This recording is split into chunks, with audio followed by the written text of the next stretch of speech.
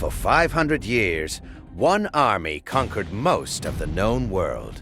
Not with magic or numbers, but with relentless discipline, engineering, and a soldier who could march 20 miles, build a fort, and fight a battle, all in the same day. This is what life was really like for a Roman legionary. To join, you had to be a Roman citizen, and you signed away the next 25 years of your life.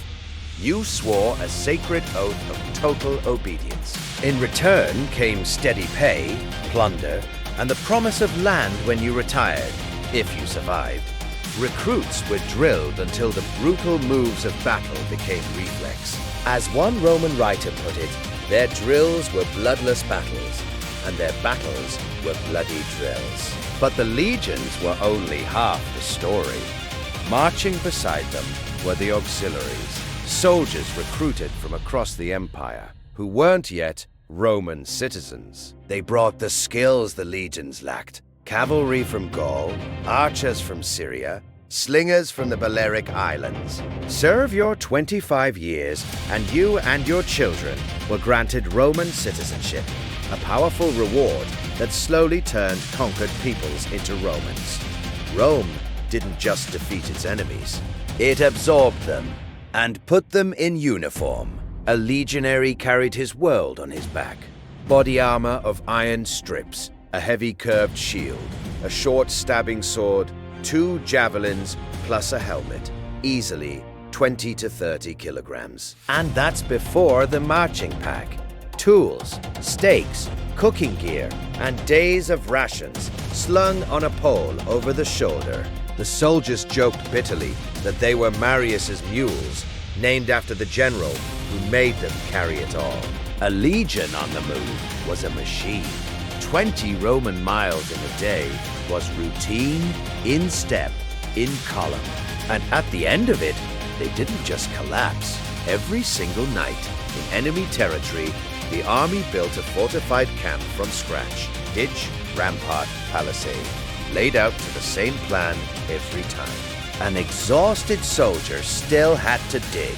The camp meant that Rome was never caught off guard. Most of a soldier's life wasn't battle, it was waiting. On the frontier, legionaries lived in sprawling forts with barracks, workshops, granaries, and even heated bathhouses. We know their daily worries in their own words, thanks to wafer-thin wooden letters preserved at Vindolanda, near Hadrian's Wall.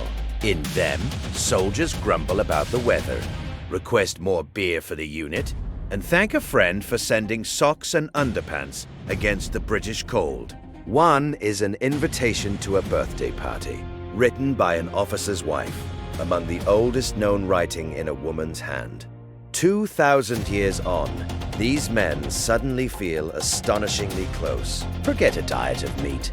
A legionary ran mostly on grain, wheat ground into bread or boiled into a thick porridge called pulse. Add cheese, bacon, beans, olive oil, and sour wine watered down into a drink called posca. It was simple, but it was reliable, and a Roman army was as much a logistics operation as a fighting force. Hungry soldiers lose wars. Rome made sure hers were fed. An injured legionary was worth saving, and the Roman army built the ancient world's best military medicine to do it. Large forts had a hospital, the Valetudinarium, with rows of small wards, and trained doctors who could clean wounds, extract arrowheads, and amputate. They washed their instruments in hot water and vinegar, an instinct for hygiene the world would forget for over 1,000 years. Army surgeons even pioneered tools still recognizable today. A soldier was a costly investment in training and gear. So, unlike almost anyone else in the ancient world, he could expect real medical care and a decent chance of surviving his wounds. In battle, the legionary was not a lone hero. He was one cell of a body. The line advanced together, hurled a volley of javelins designed to bend on impact and jam an enemy's shield, then closed in with the short sword, stabbing from behind a wall of shields. They could lock those shields overhead, into the famous tortoise to cross open ground. Discipline, not fury, won Roman battles. The legions were also the ancient world's finest engineers. When a city defied them, they didn't just wait. They built ramps, siege towers, and catapults that flung stones the weight of a man. At the desert fortress of Masada, they raised an entire ramp against a mountain to reach the defenders above. And at the heart of every legion was its eagle, a silver standard that was almost a god to the men. To lose the eagle in battle was the deepest disgrace imaginable, and Rome would wage entire wars just to win one back. Roman discipline was famously merciless. Fall asleep on watch, and you could be beaten to death by your own comrades. For mutiny, a unit might be decimated. 1 man in 10, chosen by lot, killed by the other 9. But there were carrots as well as sticks. Medals, promotions, a share of loot, and cash gifts from a new emperor buying the army's loyalty. But discipline and engineering didn't make Rome invincible. In the year 9 AD, 3 entire legions marched into the forests of Germania, led by a commander betrayed by a trusted ally. Ambushed in the rain and mud, over 3 days, they were annihilated, tens of thousands of men, with their sacred eagles seized by the enemy. The Emperor Augustus was said to have beaten his head against the wall, crying, "Give me back my legions."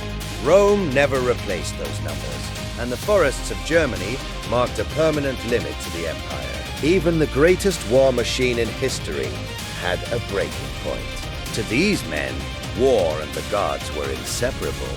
Before a battle, priests would read the omens, searching for the will of the gods in the flight of birds or the entrails of a sacrifice. No general would willingly fight if the signs were bad. And in the cold forts of the frontier, far from home, many legionaries turned to a mysterious eastern god named Mithras, worshipped in secret underground temples, in rituals we still don't fully understand. For men who might die in a distant land, faith was armor for the soul. Survive your 25 years, and Rome owed you.